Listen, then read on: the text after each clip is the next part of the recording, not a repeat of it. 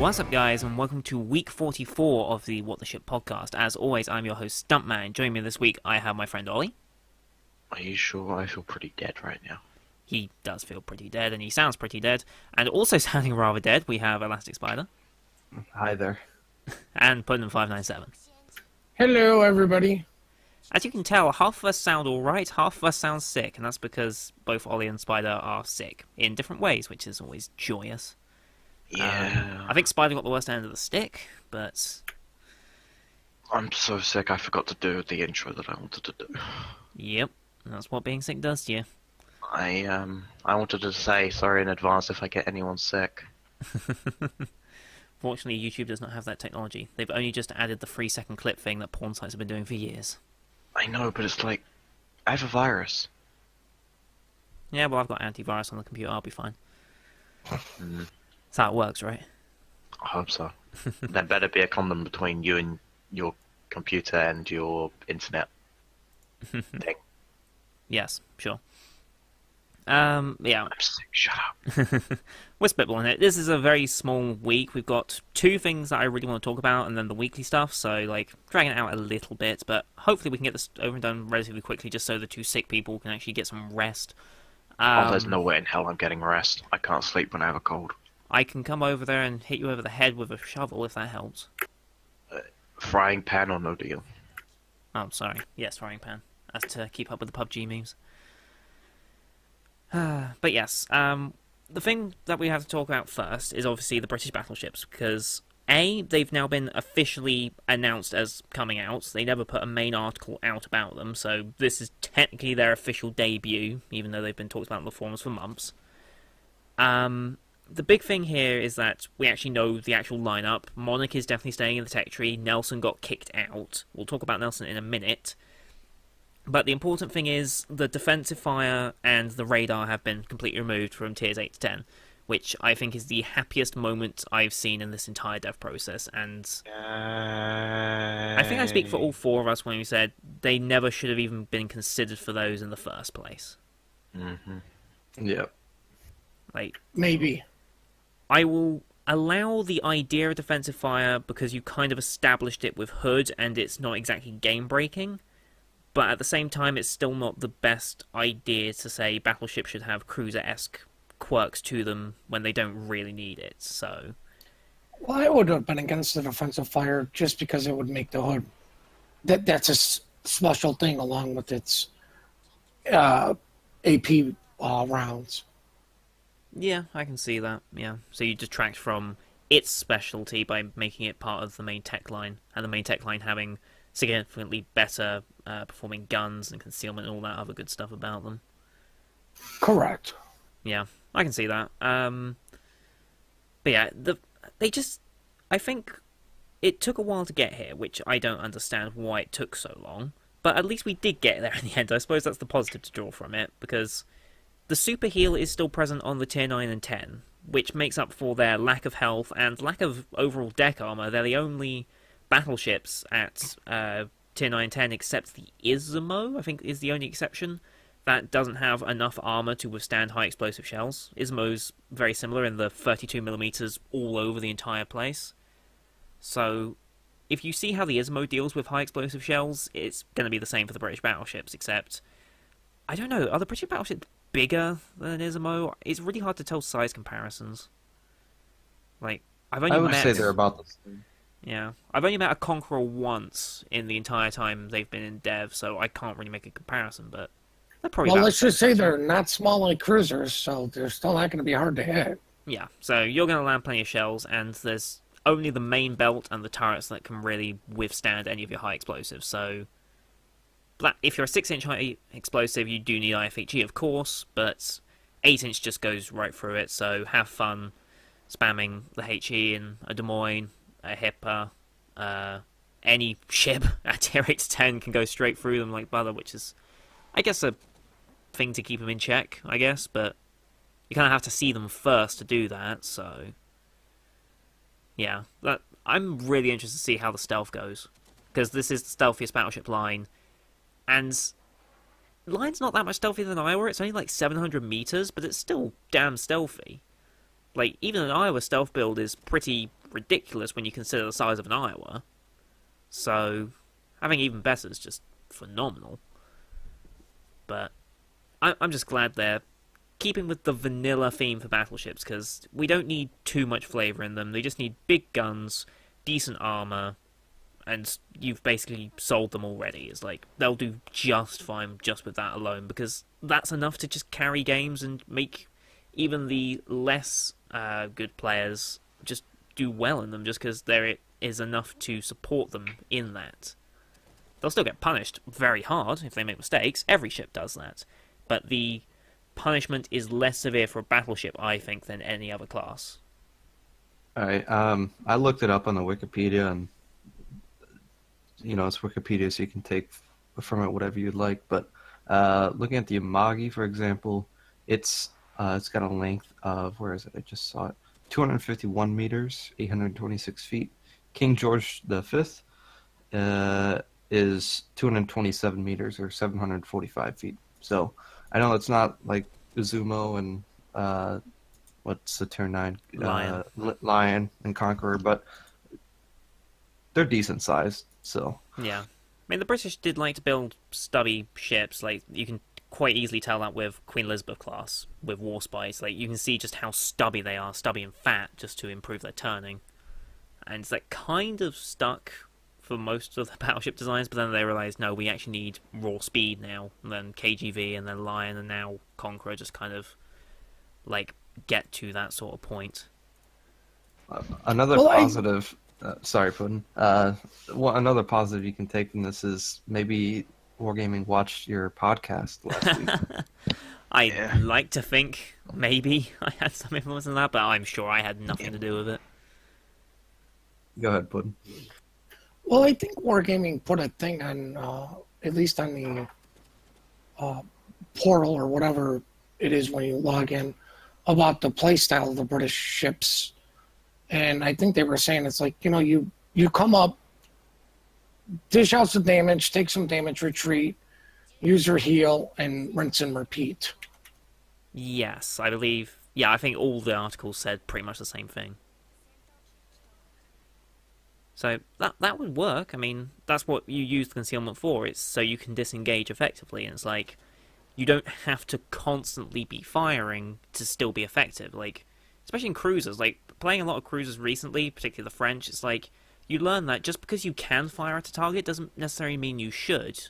If you wait maybe 10 more seconds, you can wait for them to get a little closer, so you're going to be a bit more accurate, and they might even expose a bit more side and make your shot even more valuable. It's like, sometimes it's worth to wait on the shot than to just fire as soon as physically possible. And when you have good concealment, it's even easier to do that. I think if you want to improve your game, that's one of the ways to do it. Mm-hmm. And that can go for pretty much every class. Like, yeah. Especially for cruisers, like, that's obvious. Just keeping your concealment up means you're staying alive a little longer, waiting for the more opportune shots to make the most out of your DPM. Battleships, again, it's like, you are meant to be taking damage, but there's some times where you don't want to get overwhelmed by 4 or 5 ships at the same time. So you maneuver yourself, so you have a bit of an escape road. You can isolate 2 of the ships that could be firing at you. You've just evened your odds and made it better trading damage with your other targets. Destroyers, like, you're not just going to torp every possible thing at every possible time. You'll wait for them to be at a better range, at a better angle, where they're coming towards you, not away from you, etc. So, it applies to all classes, and I think the British battleships with the concealment, it's going to be surprising at first, but then once you recognise that their air detection is still battleship levels, I think you'll see a lot more people being more reliant on their carriers for the spotting, because a carrier will just ruin a British battleship's stealth playstyle, because you just put a plane up about 10 kilometers away from it, you're pretty much perma-spotting it, and it can't fire back because its long-range AA is just not that good. So I think planes will become a lot more punishing to these ships, and I wouldn't be surprised to see more carriers actually play because of the British, because you can shut them down in that way. Oh, I think that's battleships in general, though, too. I mean, yeah, that is battleships in general. But when one of their main selling points is the stealth, the ways to counter that is the planes, because the plane stealth isn't that good. It's not like you have a cruiser's plane detection where you can just about get the planes into your AA auras when they spot you. You're still a battleship. You're still going to get spotted at 10 kilometers by a plane, and that includes catapult fighters as well. Well, yeah. I do believe planes have a 11-kilometer spotting max range. Yes. So if your air detection is over that, it doesn't matter because it's going to be 11 kilometers. So like you're saying, the shorter it is, at least for air detection, the better off you're going to be. Mm-hmm. So yeah, I'm really excited to see how this is different, because like the British cruisers were completely different from any other playstyle that we've ever done in a cruiser. It was like, okay, this is something new, I'm going to have to learn how to do it, and then once you learn how to do it, it became super effective and quite possibly one of the most threatening cruisers in the team. It's like, you want to kill that British cruiser early because you don't want to let him stay alive and farm the damage and just become even more powerful in the late game. And I feel like the British might be the same thing, where by the late game, they've still got the concealment advantage over most of your enemy ships, particularly if the destroyers die early or the carrier gets taken out early. So you've now got the stealth advantage, they've still got big guns, they've still got a fair amount of health, even though they're lowered health at high tiers to compensate with the extra heal. So I feel like they're going to be good end game ships rather than good, like, early game ships. Like, can I get my drift there? It's kind of hard to explain. Yeah, but I think they could be good start of the game ships too, just to get to those power positions to push enemy ships away. Yes.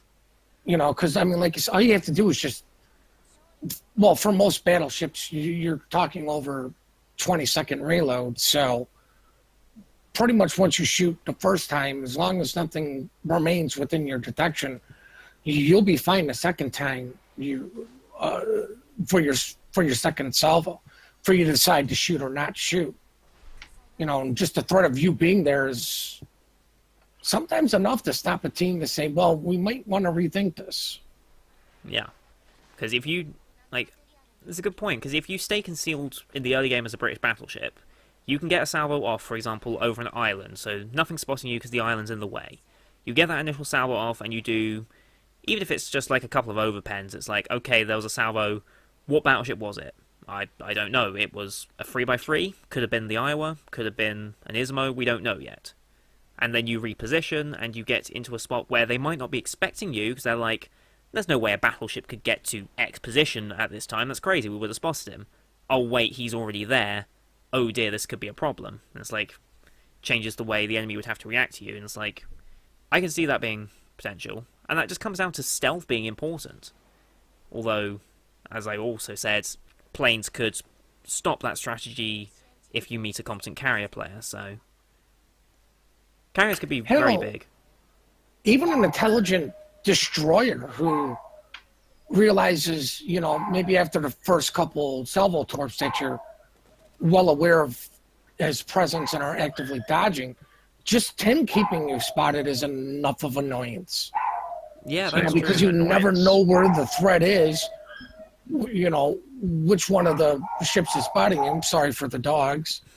But you know, that means the cruiser can remain behind the island and just rain HE death upon you.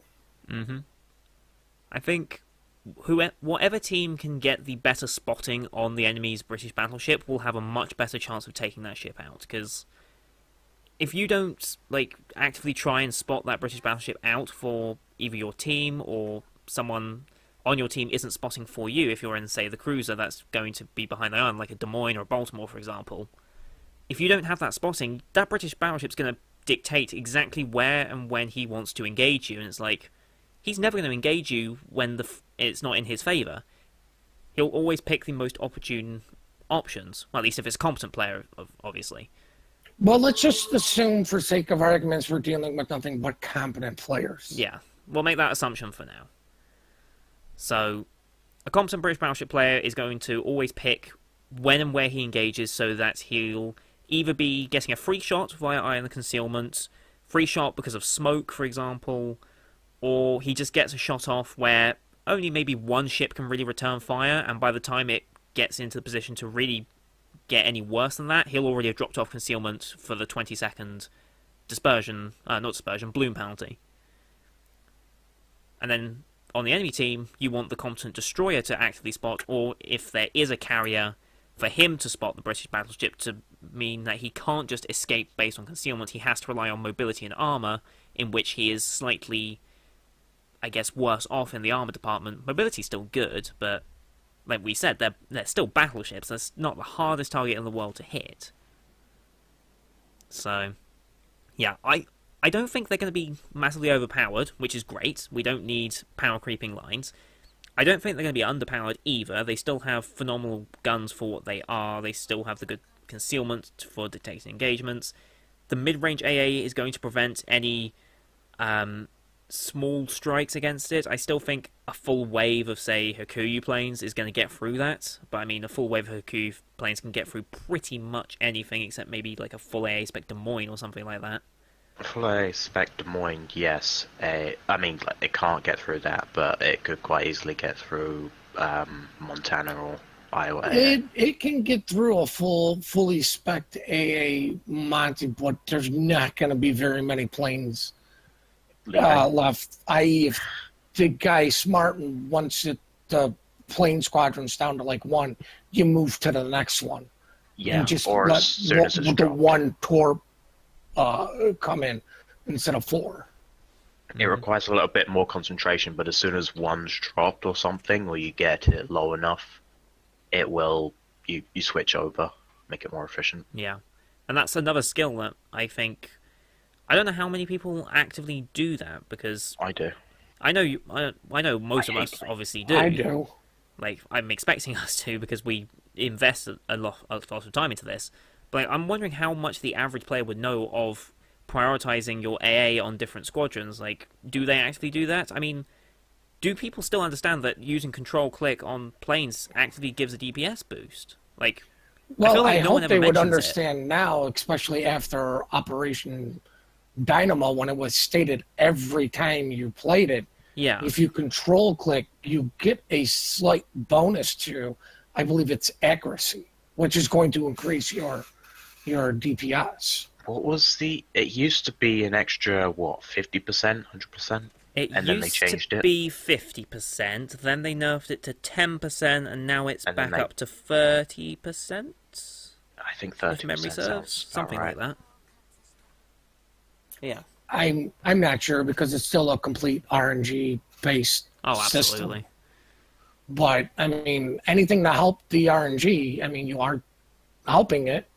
Mm-hmm. Yeah, so that's why skills like AFT and BFT are going to be massively helpful, because you have so many 40mm Bofors on those ships. It's absolutely insane. Like, you think like the mid-range damage potential of like Iowa and Montana is good. Like, wait till you see the British; they're just loaded with 40mm.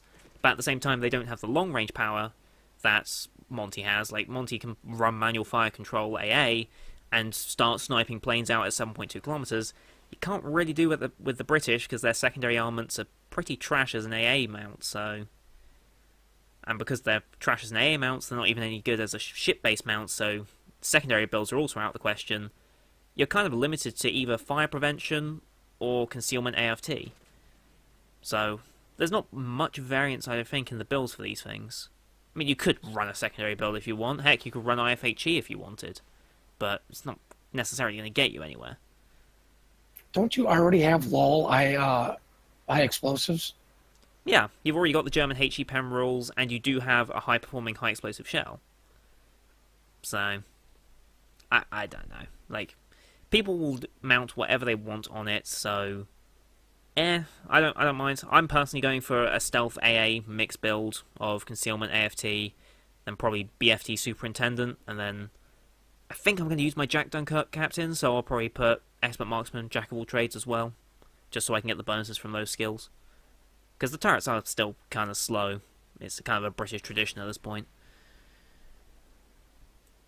But yeah, I'm just excited that they look just decent as they are now, and I hope there's not many more changes before they come out, because that would be kind of disappointing. So when should they be coming out? Probably not this week, but probably the following week, or? I don't think they're that soon, because community contributors haven't really done anything about it yet. They haven't had access to these ships at all since this dev process. We've got 069 releasing on Wednesday, Thursday this week, I assume, since Public Test Round 2 is just about wrapped up now. So I'm expecting patch 069 Wednesday for NA and RU, Thursday for RCU plebs. And then they started the... each region's doing their British Battleship mission chain things, where for 3 weeks you've got the series of missions that give you some like bonus rewards, as well as like the blueprint flags that I put in the Discord. So I think we're going to have those 3 weeks of missions, which I would assume whilst that's going on, there's going to be like community contributor videos on the British battleships and all that good stuff. All the publicity is going to start going around. And then hopefully, if timing goes right, 0610 or 07, if they decide to go for that naming route, I don't know, they can choose to go to 07 whenever they want. Hopefully that will be after the mission chains, so best case scenario, maybe like 6th, 7th of September, maybe, for 0610. That'd be an ideal time to do it, I think. Yeah, it's too long. I want them tomorrow. I know it's too long, but we have to wait. So what are these blueprint flags? Are they just cosmetic? Yeah, as far as I'm aware, yes. It's just it's literally a blueprint of the HMS Iron Duke, the Tier 5. It's just that as a cosmetic flag. You get 3 different versions depending on which profile. You've got like a front profile, a side profile, and maybe a top profile? I can't remember. Something like that. So it's like kind of cool, but like it doesn't offer anything, which still sucks because EU haven't really been given a flag that does anything yet. At least NA got the, I think it was a military community type flag. Military month contribution flag? That's probably it, which offers the 5% bonus to Commander XP, XP, and credits, if I'm right. Correct. There we go. See, I remember things occasionally. No. But yeah, so hopefully 0610, 07, whatever they call it, hopefully that's British battleships, hopefully that's in about a month's time. Get the hype on. But there is one ship that I'm sure people are going to be missing from the main line that they announced, and that's Nelson. Of which... yeah. Nelson's been resigned to a premium ship, and not a normal premium, though. She is the second free XP ship in the game after Missouri. She's going to be a Tier 7 free XP ship. No confirmation on the price yet, but rumours are putting it around the 300 to 400,000 XP mark, which is okay. I mean, it's quite high considering, but I guess that's the whole point. They don't want it to give it to everyone. I mean, this is the Nelson, it's a famous name. They kind of want to cash in a little bit on it.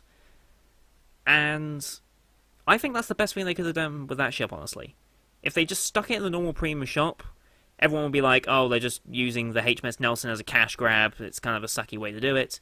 If they shoehorned it into the line, the progression would have been really weird. Like, going from Queen Elizabeth 4x2 15-inch to 3x3 16-inch, then to KGV's 10 14-inch guns, is like, that makes absolutely zero sense in terms of progression. So I can understand why they had to pull that one out.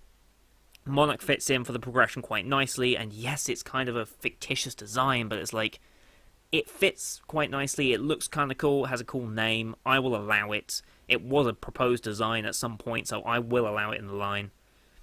Even if it means KGV, Monarch, and Line are virtually the same ship at 3 different tiers, that's fine. I'm not going to moan too much about it.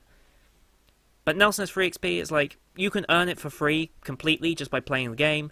You can invest a little money to speed it up a little bit. Like, I'm at 250,000 right now. I'll probably put a little bit of money in so I can get that extra 100, 150,000, however much extra I need to get it. I'll probably do that just because I want the HMS Nelson, because it looks damn cool, and it's the Nelson. So, I personally think that's the best way they could have done with it. Like, okay, here's a question I'll pose to all 3 of you. Starting with Ollie, if you could have done anything else with a Nelson, so you've got free XP ship, regular premium, or put it in at the tech tree, which of those three options would you think would have been best? I'm just gonna say for XP. Yeah. Free XP? Yeah. Spider? I'm gonna choose the fourth option and have it be a mission chain for like Minakazes and like the grass fee. I think that would have been. I would like to change my answer now. You want to agree with that, do you? No, I want it to be a campaign reward. I mean, that could work too. They could have. I mean, we have had the Hunt for Bismarck campaign already, but we've also got a Shinonome from campaign. Yeah, I mean they're talking about trying to do more of these campaigns, right? That's why we've got Yamamoto coming soon. Yeah, but I believe they're doing the rewards as captains, or at least that's what it looks like now. Yeah, it's mostly just these unique, historical, epic, whatever commanders. I think they're called hero captains. Hero captains. They're going to get called so many names. I'm just going to call them special captains because it's easier. I still think it would hey, be they don't a good ride idea the to short have it. bus. These guys were smart. Oh boy. But yeah, like, I think another campaign-based ship would be interesting. Although I mean, it's only one tier higher. it is only one tier higher.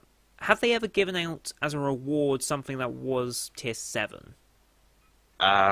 They've given out all of the Mayokos and the Takao. Yes, they have, actually. That's a good point. So that was an ARP collab. So they have given out tier 7s before in a mission chain. They have And given tier out 8. tier 8s. But then again, those were copies, clones, with no real specials, whereas Nelson's a completely unique ship with a lot of history and a major name Yeah, behind but it'll it. be a lot harder to earn. Those Well, were just obviously, single yeah. missions. It'd have to be a pretty On a intense campaign, there would be like 5 to 10 or whatever the fuck they choose. I think a campaign to get the ship would be a good idea. Yeah, Personally. I think they could have done that. Although, I think at the same time, they realise how much everyone wants a Nelson. They realise that there is money to be made on it. So I assume that's what influenced their decision a bit. Yeah. It's like, it is HMS Nelson. It is the final member of the Big Seven to be released into the game. We've got all the others, technically. So, yeah, I think they just thought they could cash in on it, and that's why it's in this The state. problem that I see is they're damned if they do, damned if they don't. They could put it in the shop and then cash grab, or they put it into free XP and then it's like people saving up for the Missouri have now got another ship that they have to save up for. Yeah. Yeah, but they're still going to call it a cash grab even with the free experience. Yeah. I mean, at least with the free experience you can earn it for free, whereas premium other ones you can either get it from the shop or a super container. And the free XP one does actually kind of make a bit more sense for premiums that are higher tier, because you kind of have to invest more. Like, even if you want to buy into the Nelson, you've had to have earned 350,000 XP on other ships. There and is on other a skill elite wall. ships at that. There is a bit of a skill wall. Yeah, so, like, to earn, like, let's say 400k free XP for Nelson, just to put it at the higher end. To earn 400k XP on an elite ship, you would have had to have played it quite a lot to get to that level, even with flag boostings, premium counts, and all that good stuff. That's still a good amount of time to invest, and if you're investing that much time and can afford to change that much, I think you're probably good for a tier 7 premium at that point. Well, it's funny you say that. Look how many bad Missouri captains there were. Yeah, I'll give you that. But even if it puts it at a good level, there's always going to be the bad players. You can never get rid of all the bad players. The good thing is that this is tier 7 where it matters a little less than a tier 9. Yeah. I think at higher tiers, a bad tier 9 player is a lot more, I think, Devastating to the noticeable team. and like detrimental to a team than a tier 7 who's bad. Like, tier 7's still a tier where you can pretty much just about get away with things. It's not amazingly bad, unless obviously you're up tiered into tier 9, in which case it can be a bit more there. I'd say tier 7 getting up tiered into tier 9, they're bad. They could kind of see that it's also unfair matchmaking to them. Yeah. They say There is unfair, that. it's like you can get put up against. Then three. again, how often do tier 7s club tier 5s nowadays? So Never. You should come to EU. We get it plenty often. But yeah, I've put in. What are your thoughts? Are you going with the campaign as well? I'm going with they're damned if they do, damned if they don't. And, you know, if they put it on sale, I was going to buy it. I'm already sitting at 300 and something free experience, so I shouldn't have to spend a lot of time to get it. Mm-hmm. Yeah. So, I mean, I guess I'm more glad they went with this free experience than buying it, because, I mean, like you say, it gives something to work for, you know, for most people. It gives them a goal to want to come back and play. And really, that's what they want to do at the end of the day. Mm-hmm. You know, you want people to keep coming and playing your product. And I think this is the best option for them to choose, because people who want it now are going to spend the money to get the free experience, and the guys who just want to earn it are going to play your game and earn it. Yeah. And it kind of gives a use to the free experience, because I think the most common use for free experience, and correct me if I'm wrong, I feel like the most common usage is skipping stock hulls and stock setups on certain ships that you're grinding, because no one likes playing a stock ship, particularly stock battleships. Stock battleships are quite notorious for being pretty bad, and that's where most free XP often gets sunk into. But now they've got Missouri as a long-term goal for your free experience, and now they've got Nelson as well. I feel like free XP became a lot more useful than it initially was. Like, I always spent my free XP on stock hulls, but now I'm finding, actually, I'm going to give stock hulls a chance. I'm going to force myself to play the stock hulls so I can get used to the ship if it's bad, and be like, this is going to be somewhat bad, but if I can make the bad stuff work, I'm only going to love the upgrades even more. I think that's just a philosophy change for myself to get more used to it. Assume a lot of people would also free XP the last few bits of XP they need for the next ship in the line. Yeah, like, you know what? I do that if I really, really hate a ship. I get a lot of that for the French. I did a lot of it for the American cruisers. I don't think I've done that on anything. Actually, no, I think I might have skipped a fair bit of Izumo to get Yamato. I think that was the one I did. Because I did not agree with Izumo too well. I skipped straight past Izumo, and I kind of regret it, but yeah. God damn you. But yeah, I'm Nelson as this. Another question though, real quick, before we move on. HMS Nelson or HMS Rodney? If you could pick between the two that she would be named in the free XP, would you rather have Nelson or Rodney? Ollie? Pass. You don't care either way, do you? No. Didn't think so. I don't. Spider, any opinion? I don't know very much about British battleship history, so I don't know, but I think from a marketing perspective, you'd want the bigger name, so whichever of the two is the bigger name, I would probably put on. But Puddin, any particular preference? I'm going to go Rodney, because everybody wants the Nelson. Yeah. I mean, if we're talking which one's more famous, it's kind of hard to say. It depends on what they're more famous for and what people put certain weight to. Like, Rodney's fairly big because of involvements in Hunt for Bismarck. Like, that's her main claim to fame, I guess you could say. I mean, I know there's a lot more, and I'm going to get beaten up by all the historians who actually know about these ships a lot more than I do, but, like, that's Rodney's main claim to fame, is sinking of the German battleship Bismarck. And then, obviously, later history as well. But, like, I feel like that might be the bigger name for selling.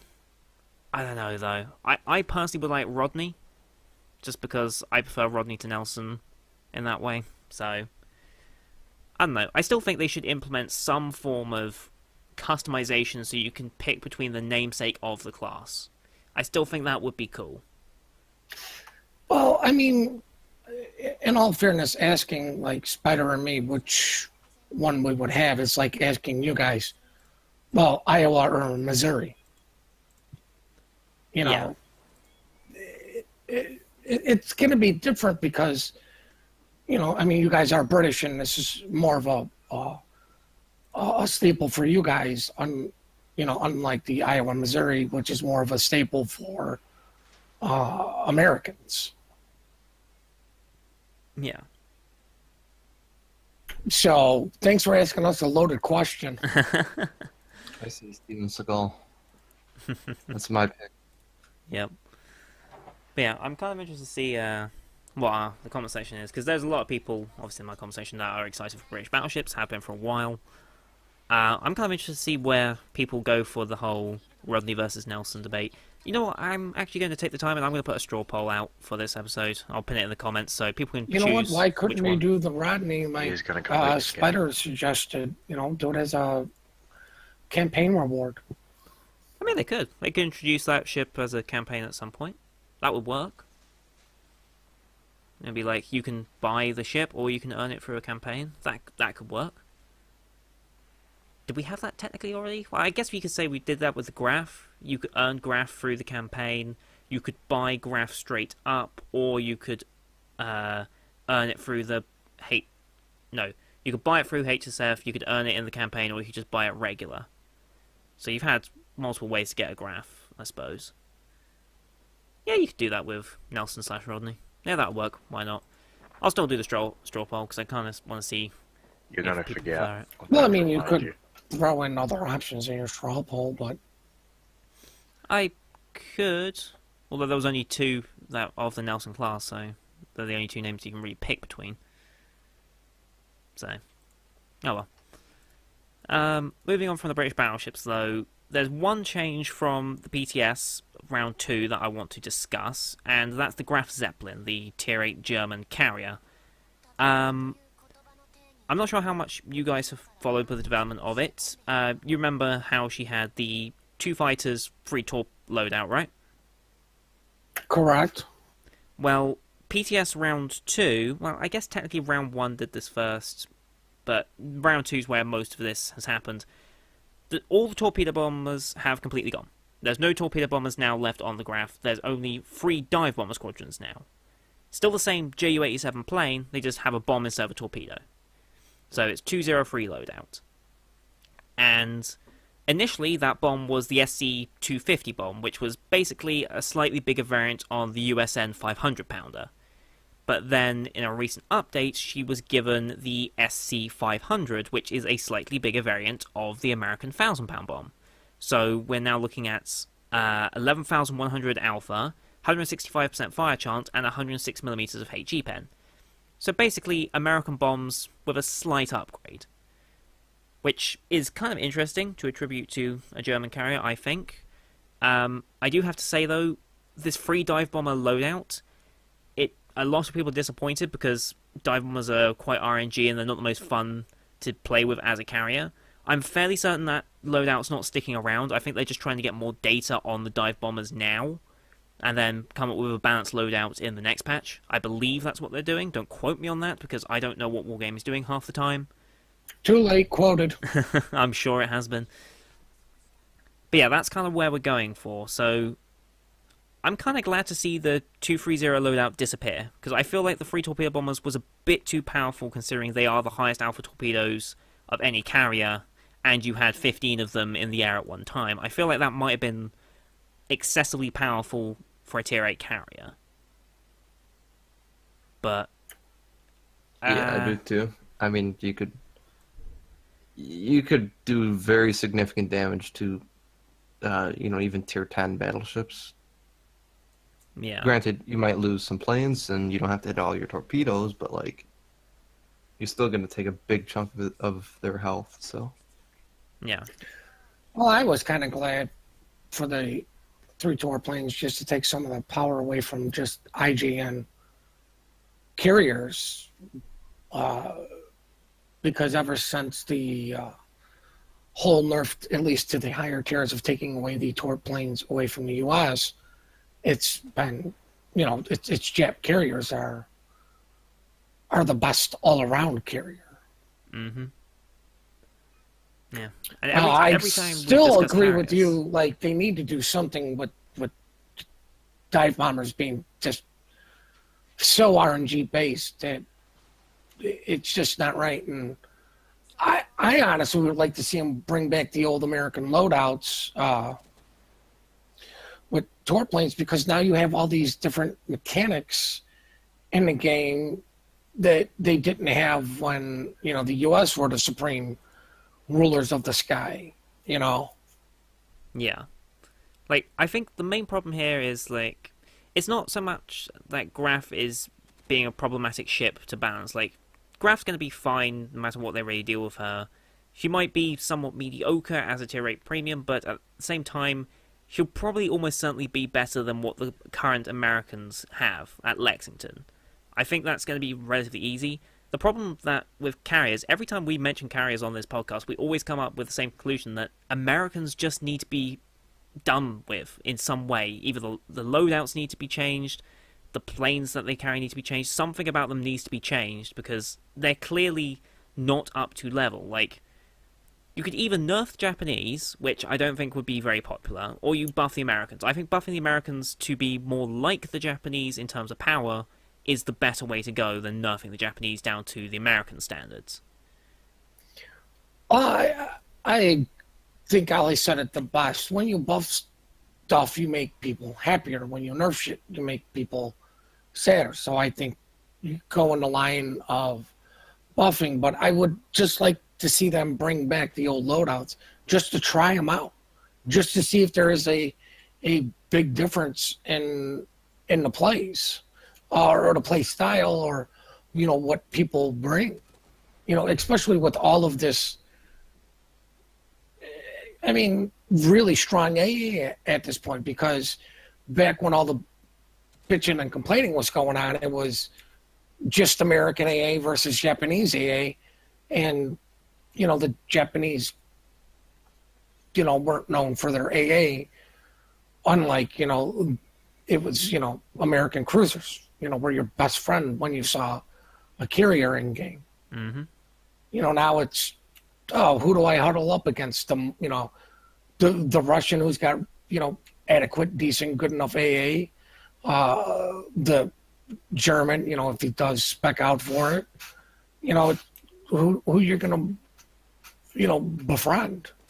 Yeah, I mean, back when they took away the old US loadouts, that was quite a long time ago now. Like, I'm trying to think what ships were coming out around about that time. Like, were the Russians even out at that point when they took away the old loadouts? I don't think they were. Like, the Russian cruisers didn't exist back then. German battleships certainly didn't exist. I can't even think. Were the German cruisers even around at that point? It might have been around the German cruiser time. German cruisers were near enough 2 years ago now, I think. Because German cruisers were one of the very first videos I ever posted on this channel. So, yeah, like, it's been so long. I feel like they need to do more carrier testing. Like, just in general, we need to see more changes to carriers over time. Because, like, we had the removal of manual drops at tier 4 and 5. And we got a new, like, control system around about a similar time. And it's like, we didn't really get much more than that. That was kind of it for carrier changes. And, like, I know Wargaming constantly says they never promised they would rework carriers to a more acceptable level before they release premiums. They never promised that. But in Q&As, they did say they want to improve class balance for carriers before they go releasing more premium carriers. And then we had Karga, then we had Enterprise, and now we've had Graf Zeppelin, and carriers are still not in an acceptable level. So I'm a little concerned that Wargaming seems to be forgetting about that little tidbit that they did publicly share on the Reddit Q&As. So Octavian himself said it. So I'm a little disappointed that we're having to balance Karga and Enterprise and Graf Zeppelin into the game as carriers without addressing the US, who have been around all this time and just are getting kind of shafted for it. I feel like they need to be the next carriers that are addressed before any other premium carriers get in. I don't care if they have to hold back a Kargi for this. The Americans need to be rebalanced first. I think it's more important for the game that they do. But I don't know. I'm not Wargaming. I can't tell them how they should be developing their game. They'll do it no matter what, so... I'm just a little disappointed. Like, the Americans need something. Like, try out the old loadouts. Try out... I would still like to see the Americans get their old AA back. Yeah. I mean, because they're kind of getting, power creep. Well, I mean, with the exception of, the Des Moines, you still just don't mess with that ship ever. Yeah. If you're a carrier. Unless you're testing out to see if he's running hydro, because, believe it or not, I have run into Des Moines captains that don't run defensive fire, and they are not happy when they get torped by me. Mm-hmm. Well, they don't expect to see carriers, because carriers are relatively rare. They're like, there's no point running a skill when I'm going to meet him like 1 in 5 games. Might as well take the hydro, it's always useful. And then they meet you, so... Yeah. I don't know. We always have a carrier discussion at some point on this podcast, and it's like, we say the same things over and over again, but it just goes to show how much we believe that that's actually what needs to be done. Like, just something, please, Wargaming. Give us a hint that you are still thinking about carriers in some way in their interclass balance, because, like, everyone says it, Japanese are the better carriers. It's just a fact. Americans can still get the job done, but it's like, competent American versus competent, same skill level Japanese. The Japanese wins, pretty much, in every aspect. So, I don't know. I just hope to see changes like that in the next couple of patches. I mean, we're wrapping up British BBs. There's going to be a shift in focus on what they develop. It's either going to be a new line, it's going to be a split, it's going to be a rebalance of a class maybe, something along those lines. I hope carriers are at least being considered for that, because I would like to see some carrier-based changes sometime this year, because like we're in August now, and we've had so little carrier-based changes. I just want a little more. Even if I don't play carriers, I'm like the worst person to really talk about carriers, but it's like, even I know that they need to be changed in some way. And I think that's the whole telling. thing about that is carriers are part of this rock, paper, scissors thing. Like, when stealth firing was a thing. When there was a carrier in the game, nobody was stealth firing. Planes are just all over the place. Mm-hmm. Play a DD and a carrier game, you feel like you can't do a damn thing because, oh, look, damn, there's planes just spotted my torps. Oh, crap, the planes just spotted me. Mm-hmm. The carriers are a big part of this whole system, and it's, it just seems like one carrier class is getting all the attention while another one is not. Yeah. So, hopefully... I mean, if we complain about it enough, eventually someone's going to listen, right?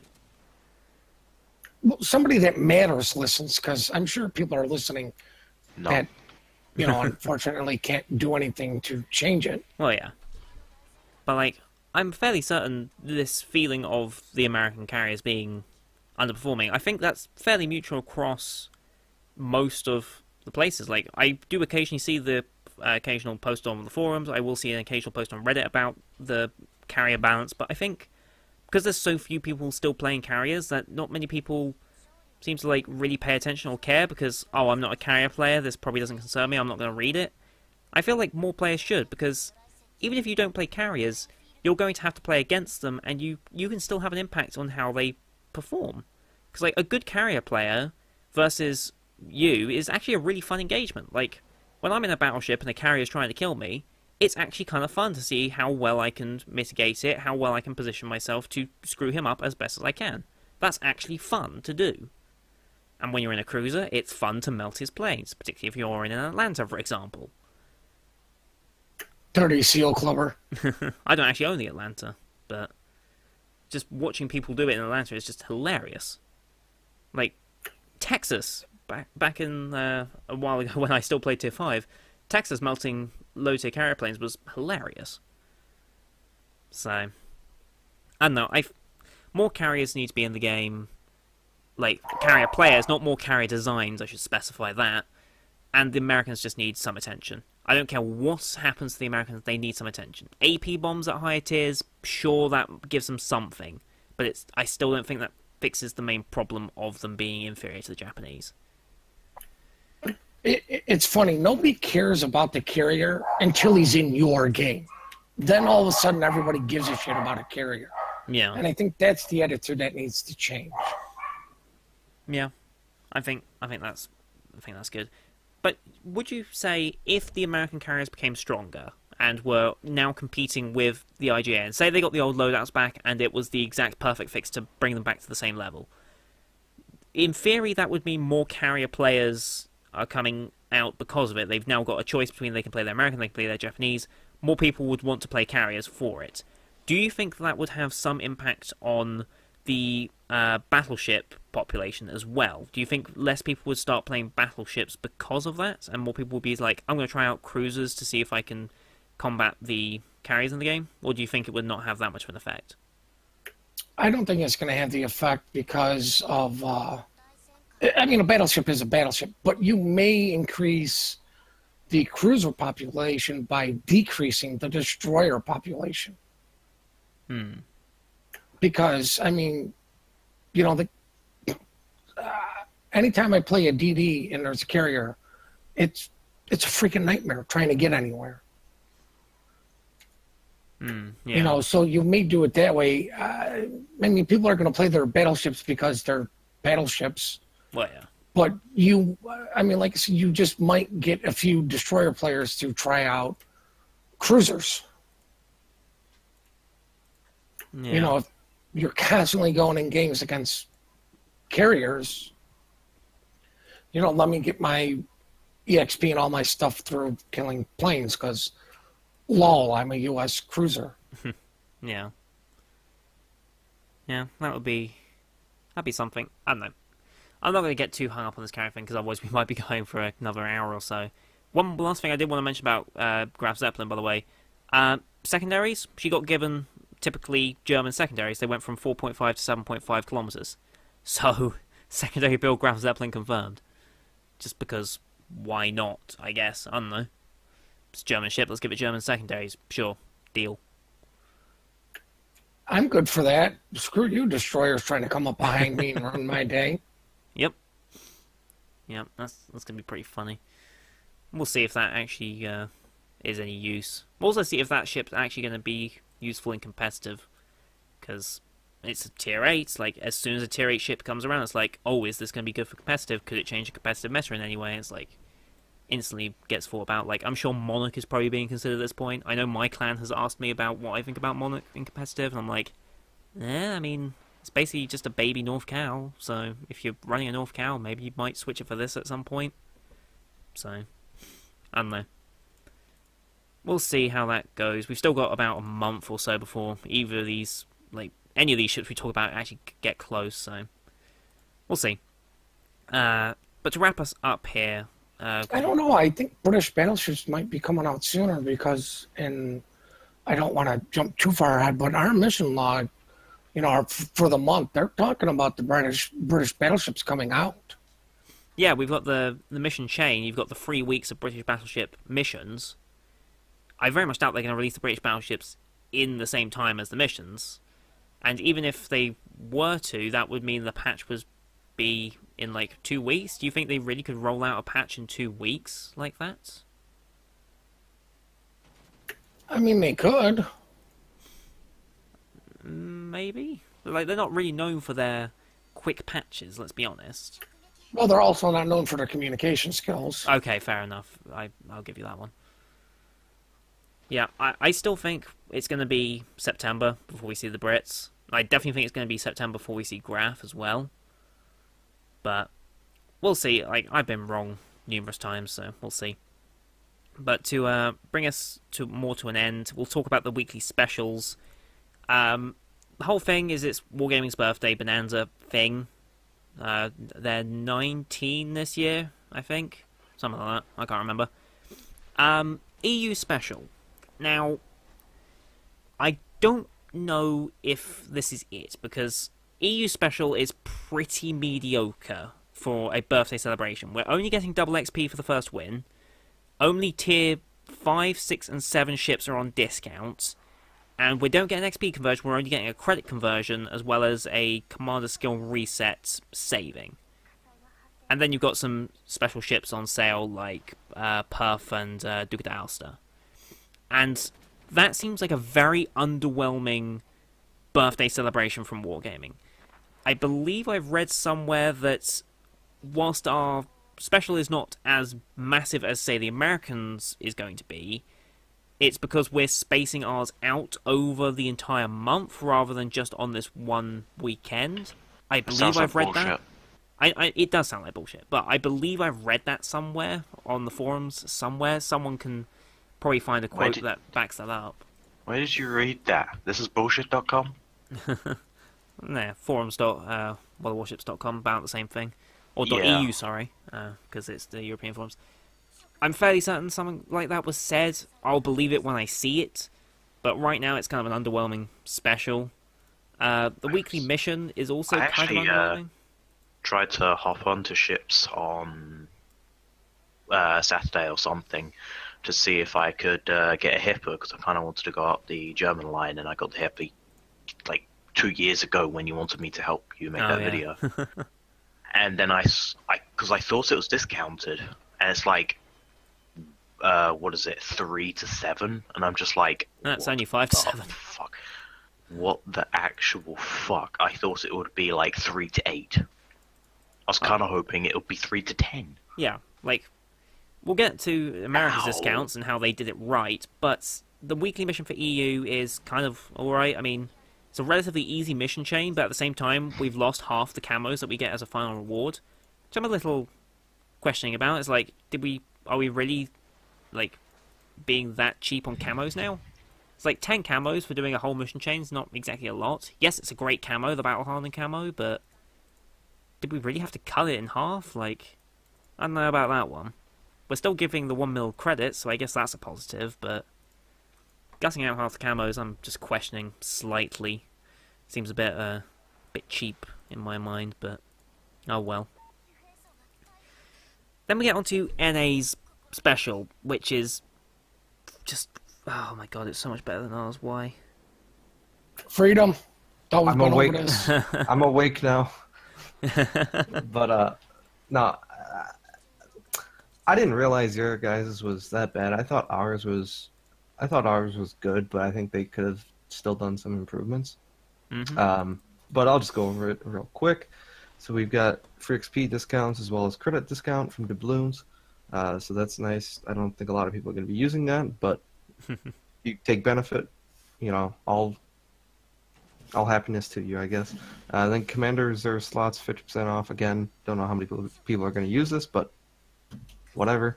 All regular ship tiers, 8 to 10, 15% off. Those are non-premium. And then premium ships of tier 8, 15% off, which I was a little disappointed because I was looking to get the Lo Yang, but it's actually not on sale. So that was a little bit disappointing, but regardless. And then we're having a Soviet and British weekend. That's very typical. Have those together. So 50% off non-premium ships from tier 2 to 5 of British and Soviet, and then 30% off the premium tier 6 to 7. So again, not too bad. Some premium time, half a year is 15% off, as well as a full year is also 15% off. So not too bad if you're looking to get some premium for a little bit cheaper. And then we've got our bundles. We've got flag bundles, individual, the newer flag bundles, and then some camos as well. So pretty good variety here as well. I forgot, was it last year that they gave away like dragon flags for like X number of battles and like X number of tier 10s or something? I don't think that was last year, because that seems way too recent. Maybe it was the year before. They did that for Chinese New Year, but I don't remember them doing it any other time. Yeah, I remember them doing Chinese New Year. They did like some dragon flags, but like I remember them doing like however many battles you had, however many battles the bracket was, you got that many dragon flags, and then for every tier 10 you got a certain amount of dragon flags. I'm fairly certain that was about 2 years ago now, because if it was a year ago, I would have been making videos around about the same time, and I don't remember that ever being a thing. Okay, but So it might have been but 2 it years wasn't. ago. It wasn't their anniversary though. And I have 63 dragon flags left after that debacle. It might have been an anniversary thing. I can't actually remember. I'm sure someone can dig it up, but like... I think it was just for the New Year's. Okay. For New Year's, yeah, maybe. Okay, then never mind. But, yeah, like...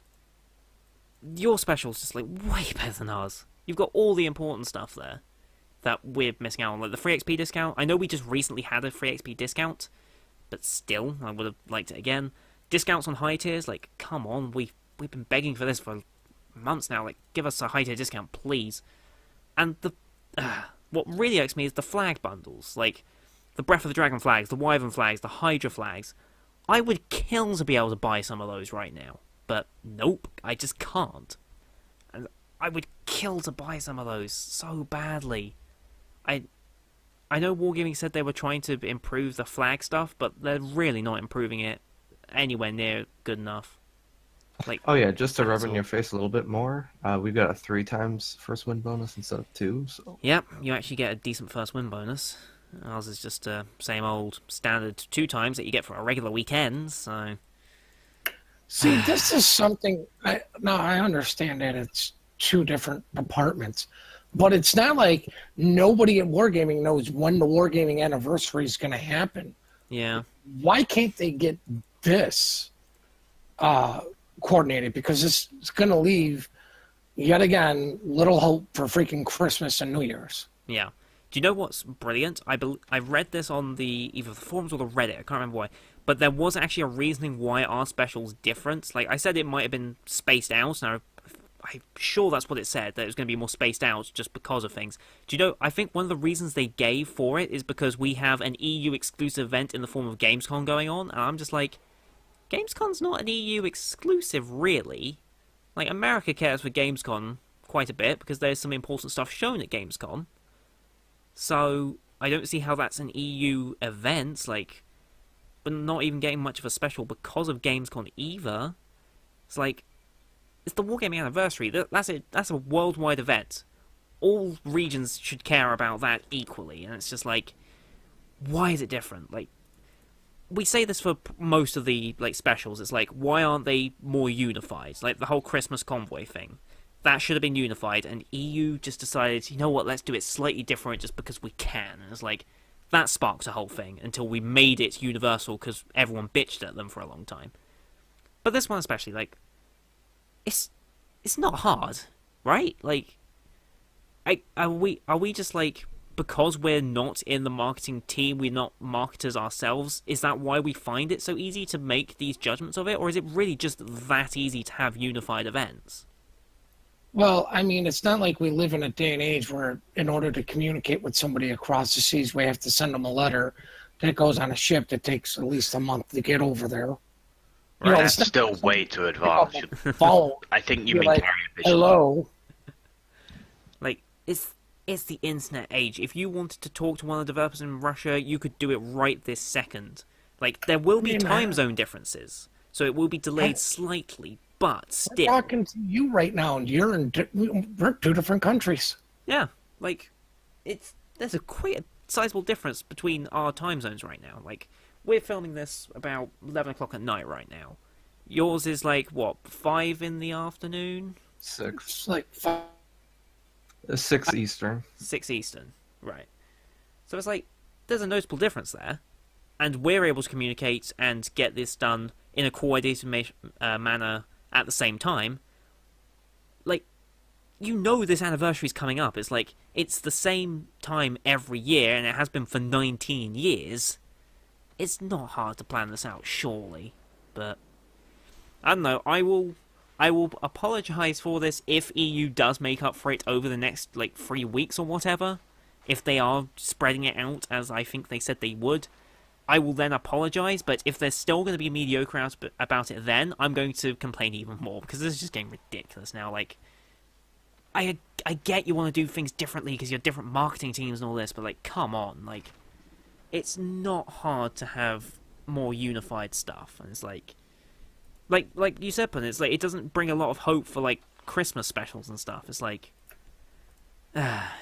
you know, all the other, like, monthly and weekly stuff, while we complain a little bit, you know, big events like their anniversary, Christmas, stuff like that, that should be more unified. Like August missions, no, okay, I'll give them, it's two different departments and, whatever, but your anniversary should be the same across all the servers. Mm. Like we obviously get better stuff for, 4th of July because it's the NA, to where it doesn't really matter for you guys where you would like it. It's more of an NA thing. Yeah. Stuff like that is, you can make the argument, 4th of July is an American holiday. It's the NA server. It really doesn't pertain too well to, the EU. But your anniversary is your anniversary. Doesn't matter what server you're on. Mm-hmm. Well, at least And it shouldn't matter. It's the same thing with, Christmas/New Year's, because you don't want to offend people who don't celebrate Christmas. Mm-hmm. The whole New Year celebration thing, that's pretty much a universal, that's what everybody celebrates, Yeah. It's like... Oh, boy. I'm sure we've said this, like, after doing this podcast for 44 weeks, I'm sure we've had this thing multiple times now, but we just have to keep saying it, because every time it's like, oh, this happens, it's like, Wargaming say they're trying to improve this, they're trying to improve communication, they're trying to make it more unified, but then they do things like this, and it's like, well, we just don't believe you at that point. It's like, there's too many things that go against what you're saying to the point where we just don't trust what you say anymore, and that's not a position you want to have with, like, the developers of a game. You don't want to start second-guessing what they're saying and not believing what they're going to say, because it's like, now you're just turning the player base against you slightly. It's like, I know that's kind of Wargaming's rep, and it has been all through, like, World of Tanks and everything. It's like, oh, we're going to do this, this, and this, and then they just don't bother with any of it. And it's like, I get that they're almost their rep at this point, but they're not doing anything to really go against that rep, and that's slightly concerning, honestly. I need a comment in the comment section counting how many times Stunt says, and it's like... Yeah, I say that a lot. I'm sure, like, if you go... See? Fucking Christ. Even trying to explain that, I'm saying it. Yeah, I say that a lot. But yeah. it's how I speak, and it's how I, like, actually explain what I'm trying to say, and I'm self-conscious about it now. God damn you. I need a counter. It'd be like my Santa Weaver video where I just said, it just feels right. I need a counter on that video as well. But yeah, NA, you just trounced us with this, which is typical. I don't get it. It's like, you also have, like, missions going on as well at the same time, don't you? Like, we haven't even mentioned any of these missions yet. Correct. Like, I'm just looking here. So there's the bonus. So just for winning a battle, you get a premium day, which is cool. That's still impossible to do. Yep. You've got a US Coast Guard flag, which I get why we don't have it. I mean, why would we care about the US Coast Guard over EU? But see, that makes sense. you know what? Something like that is what I'm saying. I could see us just having that and you guys not. Yeah, that makes complete sense. Everything else should be a little bit more unified. Yeah. So, like, the rest of the missions, because you said it was a Soviet-UK weekend, you've got the traditional Soviet-UK missions, so dealing 50k damage repeatable is the Commander XP bonus, doing 1 million total is the flag bonus, and then if you destroy either a Soviet or American ship, you get the bonus XP. Standard stuff that you've always seen. But at the same time, we've got the Battle of Lake Gulf, or Layer Gulf missions, sorry, not Lake Gulf, different one. Battle Layer Gulf missions, you've got the whole chain going on there, where you can do it as the Americans and as the Japanese. And I know you have to do the first part, which I believe is 50k damage in Japanese or US ship. I believe it's 30k first. Oh, is it 30? Yeah, it's just as 30 here. Well, it's already done. Yeah. I do know the second part is 3 torpedo hits from ship torpedo hits for either nation. Then it's top 3 in experience earners on your team. You don't have to win. It's just place top 3. And then the near impossible task of play a game. Yeah. And I do believe those can be done in co-op. I'm Not 100% sure. Because I did all mine in random. How are you supposed to play a game in random battles? It has to be co-op or it's not possible. Literally That's what I'm saying. It's kind of interesting. I don't see anywhere where it says anything about that. It doesn't say any of the missions whether they're restricted in any way. So I guess in client they might say. I think it says in the mission log things, unless otherwise stated, these can be completed in random, co-op, or ranked. I think it's the beginning header. Yeah. They don't actually have that on... Yeah, unless otherwise stated, all missions below are for ships tier 4 or higher in random co-op, ranked, or scenario battles. They're including scenarios in that as well, which is kind of cool.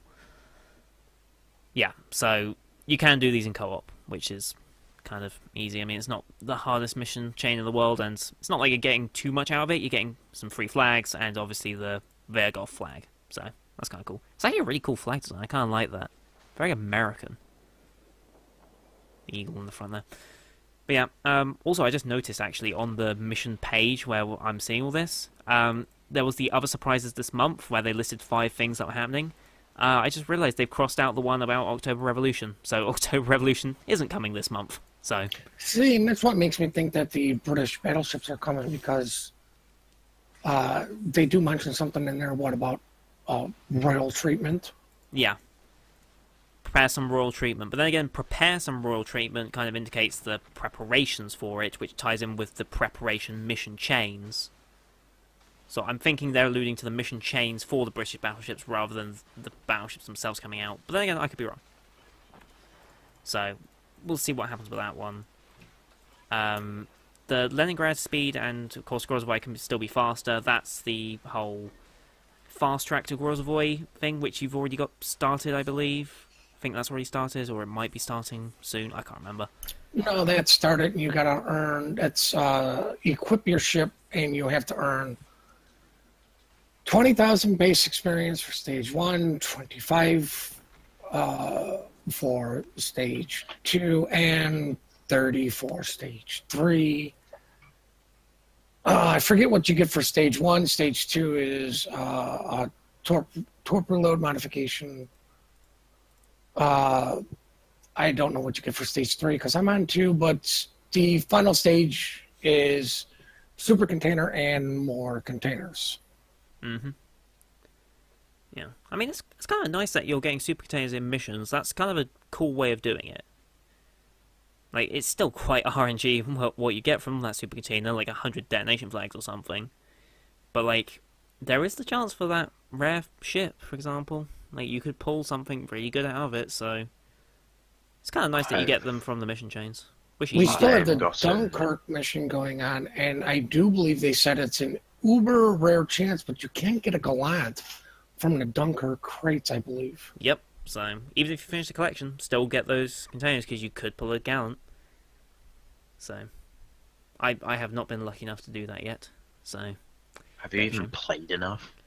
I have been getting my daily containers, so...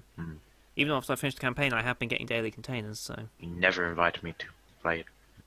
Well, Fuck you too, then. You know, a little bit off topic, but I'd like to see them reset the operations, at least, to get more flags, just to get people to play, that a little bit more too. Yeah. That would be interesting if they, did something there. Yeah, I feel like more needs to be going into the scenarios mode because, like, it was cool. We got to play all 4 maps, go through the operation of the week. That was cool. And then pretty much just after that had been really finished, we got the Dunkirk mission, which was kind of special and kind of cool in its own way with its historical tie-in. But now there's not really much reason to go and do scenarios again because you've probably already got the 5 stars in all 4 of the maps. It's like, why would I really go back? I'll just keep going on randoms where I'll probably be earning more anyway. Hopefully they've got another map planned for that at some point. Or multiple maps, actually. Just doing one map would be a bit of an insult, I think. But yeah, I mean, I hope that mode does get more content because it was quite a fun mode to play. but there's not a lot of replayability to it. So, I don't know. I guess if you want an easier time of a grind compared to randoms, you could go for it. But yeah, but once you grind out your tier 6s, you know, you can't bring tier 7s into them. Yeah, there is that. At least not yet, because there's no hard mode for these missions yet. I'd love a hard mode with tier 9 and 10. That'd be great. That would be interesting. Because just limiting it to the 5 and 6s right now, I mean, that's cool. Mid-tiers, that's where you're going to catch a lot of players. Most players will have a tier 5 or a tier 6 they can take into it. It's kind of appealing to the widest variety of audience, but I know a lot of people will want to take out their higher tier stuff, like their 8s and their 9s, and maybe even their 10s into that, so... Hopefully the hard mode offers something along those lines. I'm hoping hard mode just isn't more enemies than normal, because that would be a bit of a sucky way to do a hard mode, just increase the amount of enemies you have to fight. That'd be kind of mediocre. But we'll see. Hopefully we'll see more of that in the next couple of months. Like, I think getting the British battleships out of the way means we're going to get onto more cool stuff like that. Like, Yamamoto's cool, but it's Russian not... carriers. Russian carriers. Yep, let's get that going as well. We'll get those out before we rebalance the US. Anything else we need to get out? Oh, yeah, Belfast needs her torpedoes back first. We can't have that. Anything else? I was asked not to talk about the Belfast this time. Yep, I'm going to bring it up this time because we got to keep it alive. So, yeah, I think that's going to do it for this week, though, unless there's anything else you guys want to bring up. Nardia. I'm sick as fuck. Yep. Yeah, so Spider and Ollie, you are now allowed to get some rest and try and heal yourselves in some way. There's no way in hell I'm Not getting rest Spider, until the because I sword need to throat talk to disappears. him. Oh, sorry, Spider. You're kind of out of luck there. He might be in the toilet. He I'm might already be. dead. Oh, there he is. He's still alive. Chester Just. Bennington for all my Linkin Park fans out there. Jesus Christ. Rip. Yep. Rip. But yeah, that's going to do it for today, guys. Thank you very much for watching. If you've enjoyed the content, you can always subscribe and look at the quite large playlist of other Watership podcasts. I'm kind of interested to see how many hours of content we've actually put out now of this, because that's insane how long this has been going already. I want someone to go through every single one of them and count how many times you say it, but it's like... If someone actually does do that, I'm sorry, but you need to find a job or a life, because you should not be spending that much time doing that. Consider it done. God damn it. But yeah, I want it done. if you want to come chat with me on the Discord, I mentioned it earlier, the link to that is going to be in the description below, as is the Patreon if you want to support my work and keep Yes, me going. give him money. I'm trying to sell him a monitor and he's poor as fuck. Yeah. No, I thought we've been over this. You need to support the channel. Yes, yeah, the channel. monitor is supporting the channel. He needs a second monitor to help boost production. It would be super helpful. I do need to get that second monitor, so I should really save for it. Or you could donate to me on Patreon. Links in the description. Sell out. Yep, that's going to do it for this week, guys. Thank you very much for watching. I would donate the monitor, but you don't like that. Yeah, that's true. Thank you very much for watching. Thank you, Spider and Puddin, for joining as always. Pleasure to have you on. Thank you for having us again. Yep, Spider, get well soon. Hopefully you'll be better by the next time we speak. Thank you very much for watching. Until next time, see you guys later.